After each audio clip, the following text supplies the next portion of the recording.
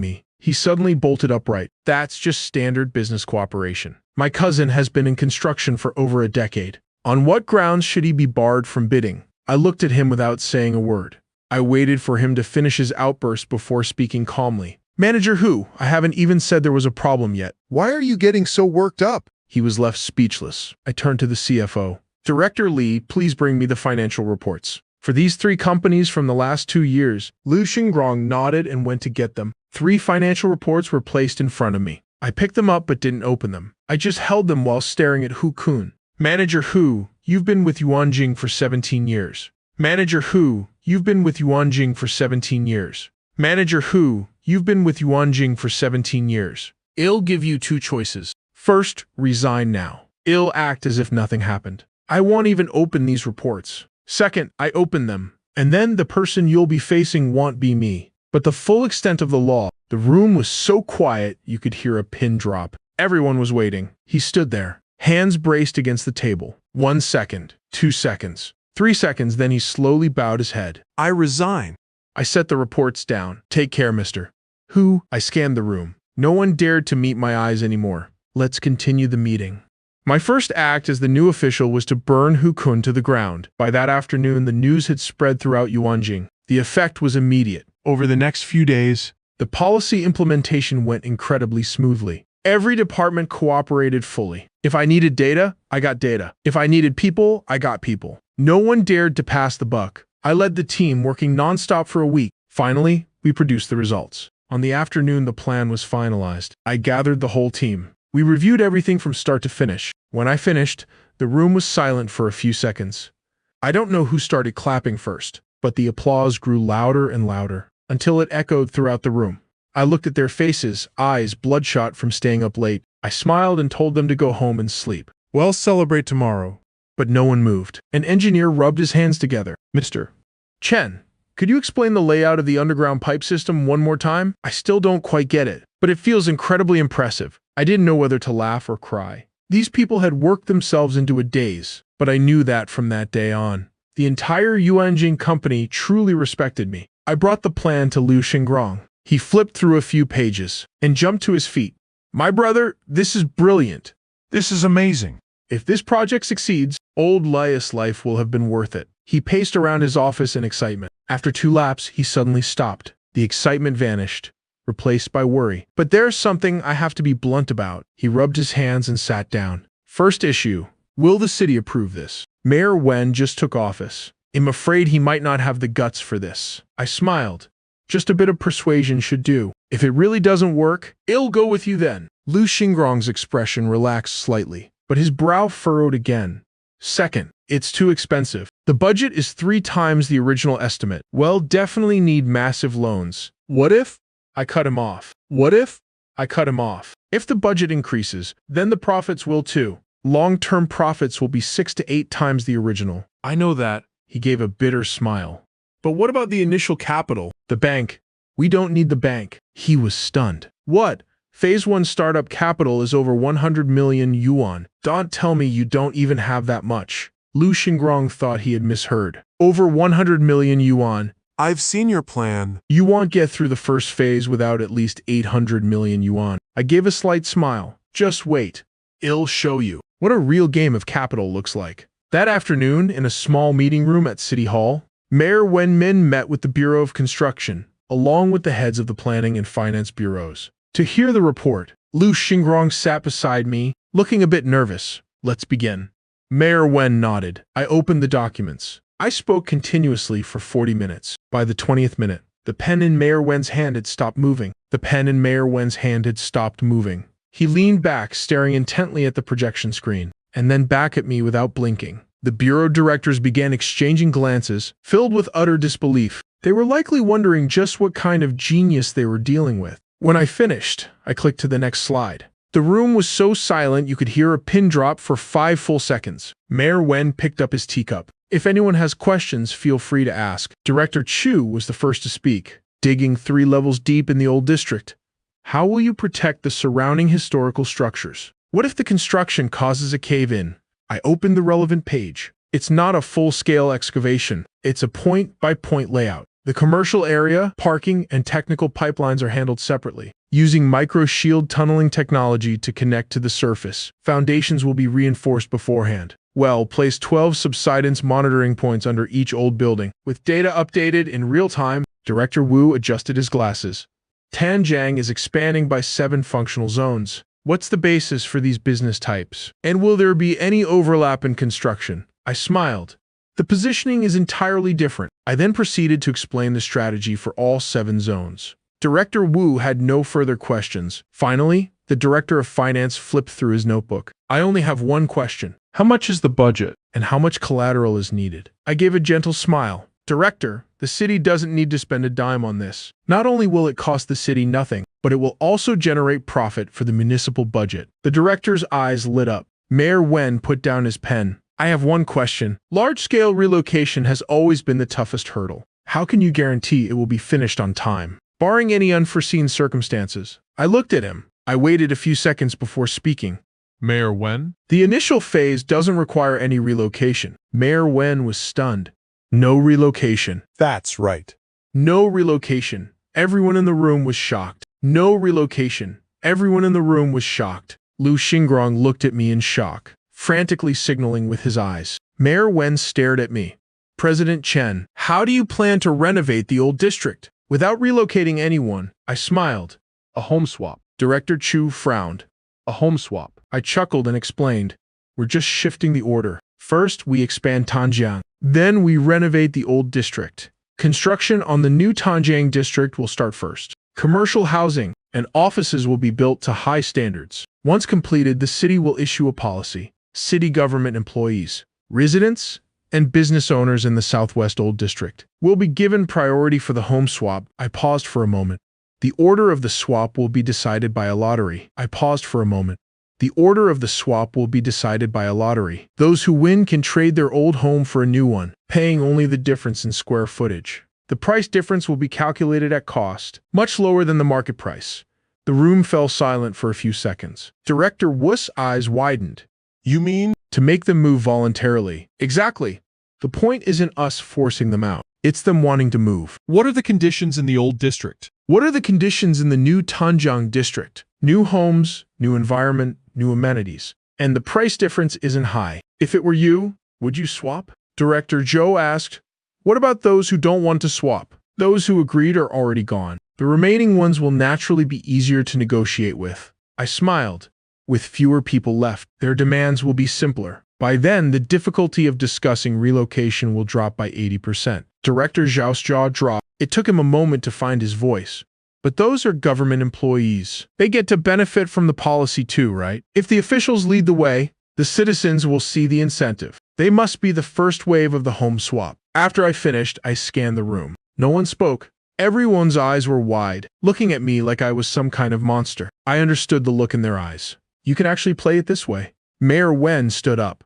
Well, take this plan back for further study. Well, get back to you soon. He walked us downstairs, all the way to the car door. Before I got in, he reached out to shake my hand again. He raised his other hand and gave my shoulder 2 firm pats. He didn't say anything, but I understood. He didn't say anything, but I understood. The plan was approved very quickly. The teams at Yuanjing Group were restructured. The Jinglong Secret Valley project broke ground. Every day, I was busy with a million things. Reviewing blueprints, attending meetings, coordinating resources. Everything was progressing according to plan. But what I didn't expect was that this plan would expose the largest Ponzi scheme in Ninghai's history. That afternoon, my phone rang. Xu Meng's voice sounded very urgent. Something happened to Dad. I put down my pen. What's wrong?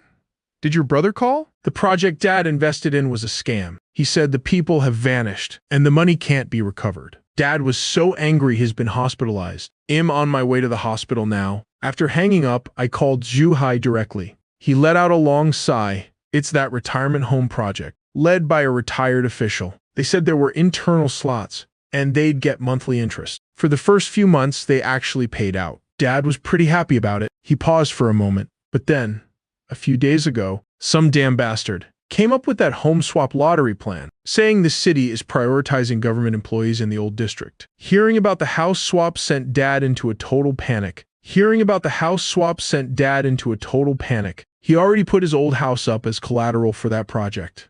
He can't swap it anymore. He and a few others went to find that retired official. When they asked for their money back, he said it was no problem. He told them they could redeem it at any time. But when they went back 2 days ago, the man had completely vanished. The house was empty. His phone was disconnected. Even the project office was locked up tight. Shoo, Hayes' voice choked up. Everyone is losing their minds over this. A huge crowd is gathered there now, calling the police. You know what Dad's temper is like? The moment he heard the money was gone, he fainted right on the spot. I fell silent for 2 seconds. I understand. Am heading over now? I said that and hung up. I leaned back in my chair and rubbed the bridge of my nose. This whole situation is just the urban plan I created for Mayor Wen and the others. Prioritized house swaps for city officials and the Southwest Old Town District. Once the news broke, the results were unexpectedly effective. It was originally meant as a benefit for city officials, but now it's attracting residents and businesses from the Old Town too. Those people aren't stupid. Of course they want to fight for a spot. Everyone wants to get their property back from the collateral they gave that retired official, just so they can participate in the house swap program in time. They all rush to redeem their assets at once. A Ponzi scheme. The biggest fear is a mass withdrawal of funds. The money was likely embezzled a long time ago. Where would he get the cash to pay them back? It would be strange if that official didn't run away. I gently massaged my temples. My original intention was to push the project's progress forward. I didn't expect to accidentally expose such a massive scam, and now my father-in-law is caught right in the middle of it. I cleared the documents off my desk. I gave my team a few instructions, telling them to keep working. Then I stood up and headed to the hospital to see what was happening. As soon as I reached the hospital gates, I saw a massive crowd. Someone was trying to jump. From the top of the inpatient building, I looked up. A figure was barely visible on the rooftop. Their arms were waving frantically. My phone rang. Xu Meng's voice was urgent and trembling. Zhu Sheng. He has lost his mind. He wants to jump. My heart tightened. The person up there was my father-in-law. Where are you? Behind the building on the east side. Where are you? Behind the building on the east side. Where are you? Behind the building on the east side. Please, get here fast. I pushed through the crowd and ran toward the back of the building. The scene was already cordoned off with caution tape. Fire trucks and police cars filled the area. Rescue air cushions were being deployed. Xu Meng was standing nearby. Her face was deathly pale. She rushed toward me the moment she saw me. Her eyes were bloodshot. We only looked away for a second, and he slipped out of the ward. 1,000,000 yuan and the house are both gone. The shock was too much for him. That's why he's doing this. I looked up. The figure on the roof had already climbed over the railing. He was standing on the very edge. Beside us, Xu Hai collapsed onto the ground. My mother-in-law was being supported by 2 female officers. She was crying so hard she couldn't even stand. I looked toward a young policewoman. What's the situation right now? Are you a family member? I'm his son-in-law. My brow furrowed deeply. The subject is extremely agitated. He has a knife. That railing is severely rusted. It could collapse at any moment. Our team tried to approach, but he saw them coming. A negotiator went up, but the results aren't looking good. As soon as she finished, a scream erupted from above. I snapped my head up. Xu Zhengqi had climbed outside the railing. He was standing on the narrowest part of the ledge. Dad! Xu Hai screamed. My mother-in-law's eyes rolled back, and she collapsed. Xu Meng's legs gave out. I caught her immediately. Zhu Sheng. She gripped me tight, tears streaming down her face. I helped her sit down nearby. Then I turned and walked straight toward the building. What are you doing? The policewoman blocked my path. I'm going up there to talk to him. You can't. It's too dangerous. I have a way. I sidestepped her and ran straight for the stairs. I bolted all the way to the top. The wind on the rooftop was howling. The negotiator was standing over 10 meters away. He held up his hands. Mister. Xu. Money can be earned back. But if you lose your life, it's all over. Xu Zhengqi had his back to him. Standing on the wrong side of the railing, he swung the knife. Don't come any closer. Take one more step and I'm jumping. I walked up and tapped the negotiator's shoulder. Family. Let me handle this. He was stunned for a moment, then he slowly backed away. I took 2 steps forward and stopped. Xu Zhengqi's body trembled. He slowly turned his head. When he saw it was me, the veins in his eyes grew even redder. Are you here to laugh at me? I'm here to watch you jump. He froze. Isn't that what you want to do? I took another step forward. I'm standing right here to watch you do it. He was shaking violently. He pointed the knife directly at me. Chen Zuisheng. The reason Im backed into a corner like this today is all because of you. I nodded. Right? It's my fault, is it? Did I force you to invest? Did I force you to mortgage your house? Did I force you to believe that scammers' lies? His mouth hung open, but no words came out. I took another step. Millions of yuan are gone, and now you don't even want your life. If you jump, will the money come back? His lips trembled. If you jump, will the money come back? His lips trembled. That was my entire life savings. So what? I cut him off. If you're dead, What happens to your wife? What happens to your son? your daughter is right down there. If you jump, she'll have to watch it happen. Have you thought about how Shez's supposed to live after that? The hand holding the knife shook. Dad, haven't you always wanted me to divorce your daughter? I slowly approached him. Well, here's your chance. You're holding a knife. Im, standing right here. Before you jump, stab me. Consider it your revenge. He glared at me. Daunt? You hate me? I spread my arms. Do it. Since you don't want to live anyway, take me with you. Then all our debts will be settled. You? You think I want? He swung the knife wildly. Screams erupted from the crowd below. I didn't flinch. I looked him straight in the eye. If you have the guts, do it. Stab me, then jump. At least you'll have company in the afterlife. Shu Zhengqi's knife froze in midair. His arm was shaking uncontrollably. I took another step. I was only 3 meters away now. The rescue cushion was already inflated. It was bright orange. From up here, it looked like a tiny band-aid. Dad. I lowered my voice. Your daughter is right down there. Listen. You can hear her calling for you. Xu Meng's cries drifted up through the wind. Shu Zhengqi's arm shook even harder. Tears spilled from his eyes. Have you thought about it? I stared at him. If you die, and Qian Qian asks where her grandpa went. What am I supposed to tell her? Should I tell her her grandpa got scammed, lost his mind, and jumped off a building? Shez's only 5 years old. That will haunt her for the rest of her life. His knife slowly lowered. At that exact moment, the railing let out a sharp crack. A rusted section snapped completely. He lost his balance and stumbled. Without hesitation, I lunged forward. My left hand grabbed the wrist holding the knife. My right arm wrapped around his waist, pulling him down. I used every ounce of strength to throw myself backward. Both of us tumbled off the ledge. The wind roared in my ears. Countless screams rose from below. Then a heavy thud. Everything went black for a moment. I don't know how much time passed. I opened my eyes. The orange rescue cushion was right beneath me. Beside me, Xu Zhengqi was lying on his back, staring blankly at the sky. He wasn't moving. Someone help me up. Sir, are you okay? Are you hurt anywhere? I didn't answer. I looked down at my left arm. Blood was streaming down it. The moment I grabbed him, the knife caught me. He hadn't fully let go of it yet. Zuisheng. Xu Meng broke through the police line. She came running, stumbling over her own feet. She knelt on the cushion. Looking at the blood on my arm, her entire body was shaking. Why are you so reckless? How could you be so stupid? She wanted to touch me but was too afraid. Her hands hovered in the air. Huge tears fell one after another. Do you have any idea? When I saw you fall from up there, She couldn't finish the sentence. She just threw her arms around me and sobbed uncontrollably. What would we do without you? I lifted my uninjured right arm and gently patted her back. It's okay.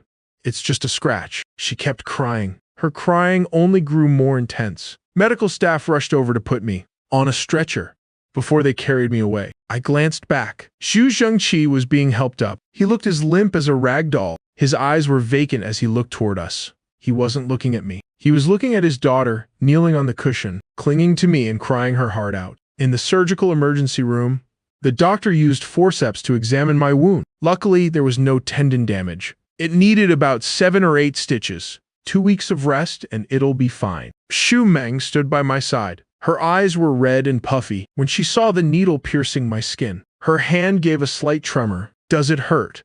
Not at all. Once the stitching and bandaging were done, I moved my arm a bit. It felt okay. Xu Meng still stood there, refusing to leave, until Xu Hai walked in and said, Meng, Mom wants you to go over there for a moment. Xu Meng looked at me. Go ahead. I'll wait for you here. She stepped out. Xu Hai sat down across from me. About that. Chen Zuisheng, thank you for today. I waved it off. He fell silent for a few seconds. Then he asked, Where are you two staying now? The Garden Villa. He froze, then curled his lip. The Garden Villa. Stop bullshitting. I'd believe you if you said you were living in a park. He got halfway through the sentence. Before his eyes landed on the bandages on my arm, he swallowed the rest of his words. I looked at him. A wife follows her husband, for better or for worse. If your sister is willing to stay in a park with me. What business is it of yours? He was choked up, unable to find a comeback. He stood up to leave but turned back at the door. Mom told me to tell you, now that the house is gone and the money is all spent, Even if you wanted to come back, you can't. you're on your own now. I nodded. We've already moved out, so we won't be coming back. Tell Mom and Dad that the Ponzi scheme has collapsed. The cash is likely gone for good, but the house doesn't have legs.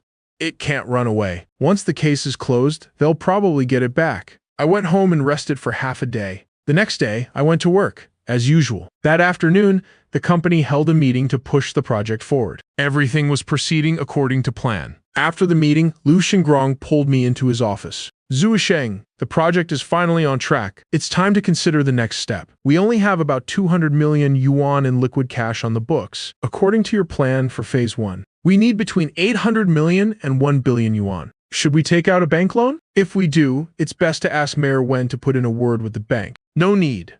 I shook my head. I took a piece of paper from my pocket and pushed it toward him. Help me open domestic and international derivatives trading accounts. His eyes widened.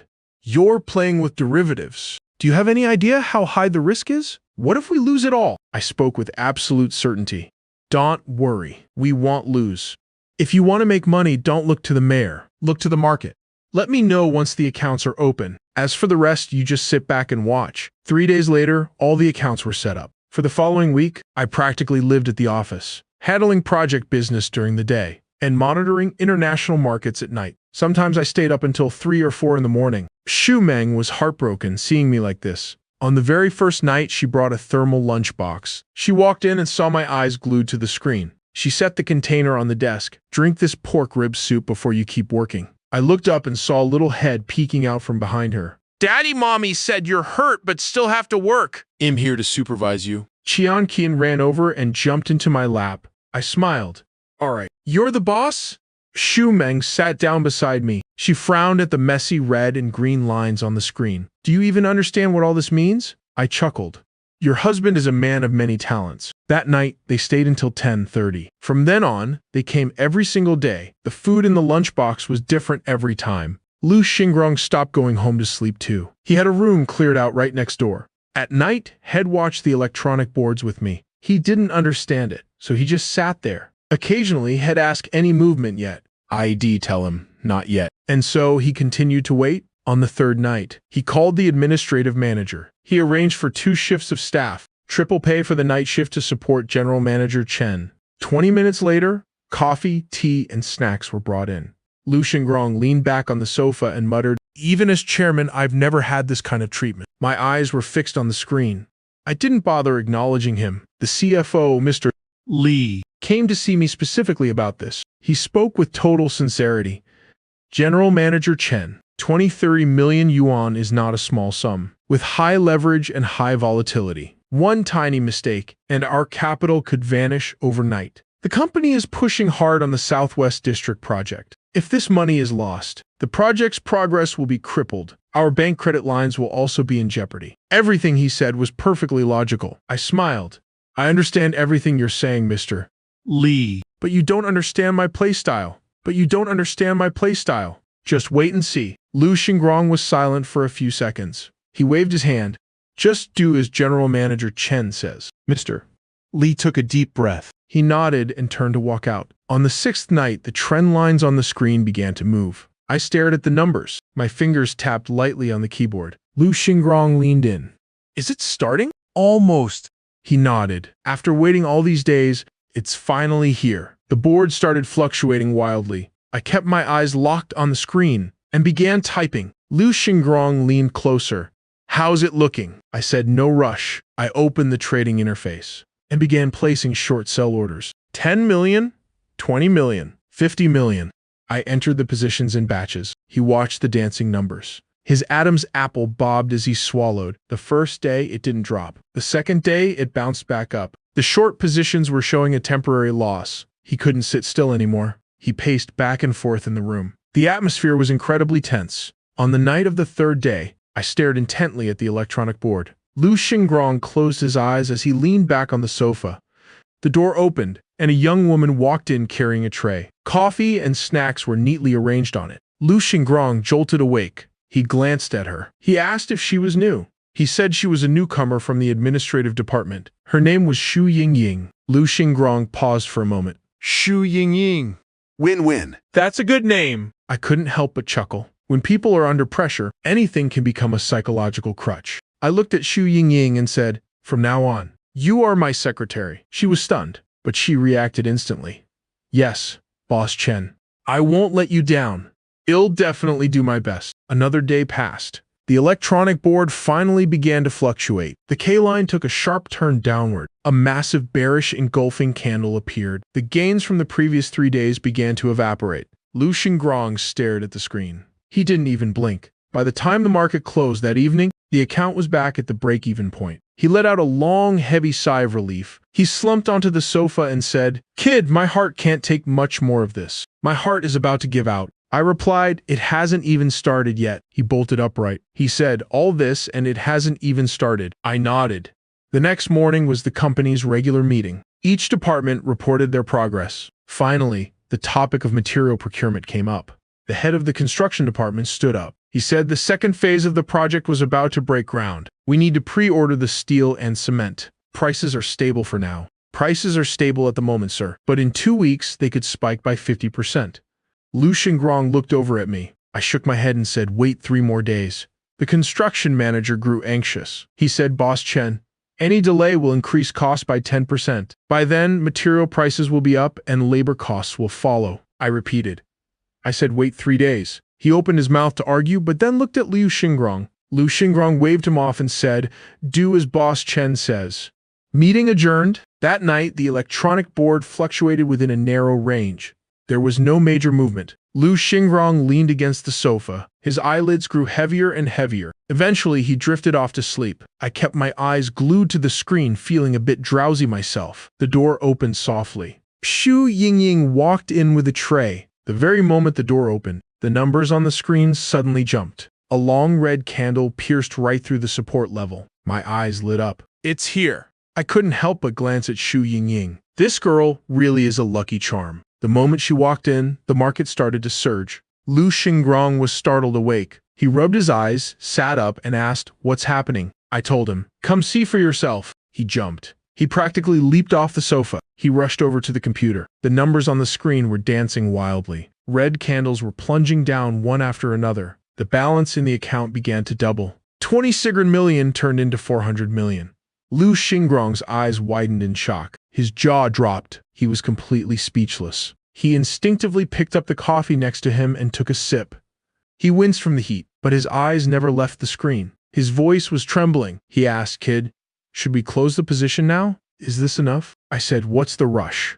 I opened the trading interface and said, "Not only are we not closing, but we're doubling down." His facial muscles twitched as he said, "Hey, from 200 million to 500 million. I'm more than satisfied already." I clicked the mouse a few times. I added 2 more layers to the position. He watched me work. His hands were shaking uncontrollably. By the end of that session, the profit dipped slightly, leaving us with 450 million. But our position was much heavier now. I took out my phone and texted Xu Meng, "Transfer the 20 million in my card to the derivatives account." She replied almost instantly, "Done. Please be careful." I smiled and set the phone aside. The following day, Lu Xingrong spent the whole day acting like he had lost his soul. He struggled to wait until 8 p.m., then 9, then 10. Before the session even opened, the board began to react. During the pre-market matching phase, the price gapped down significantly. Then it went into a freefall. Lu Xingrong stared intensely at the screen. He was pinned to his seat. He didn't move an inch. I opened the account. The profit was at 17 billion. He swallowed hard and asked, "Brother, you're still not closing?" I said, "Not yet." He asked, "How low will it go?" I looked at the screen and said, "Into the negatives." His legs went weak. He nearly slid right off his chair. He braced himself against the desk. Steadying himself, he gasped, "Negative. Brother, are you for real?" I told him I was serious. He gripped the table and slowly sat back down. He didn't say another word. He just kept his eyes glued to the screen. In the early hours of the morning, the price approached 0. I began buying back to cover the positions in stages. I liquidated part of the short orders to lock in the profits. The rest was waiting for the final blow. At 3:17 a.m., the price hit zero. Lu Xingrong suddenly bolted upright. My fingers flew across the keyboard. The final batch of short orders was closed. The number on the screen stopped at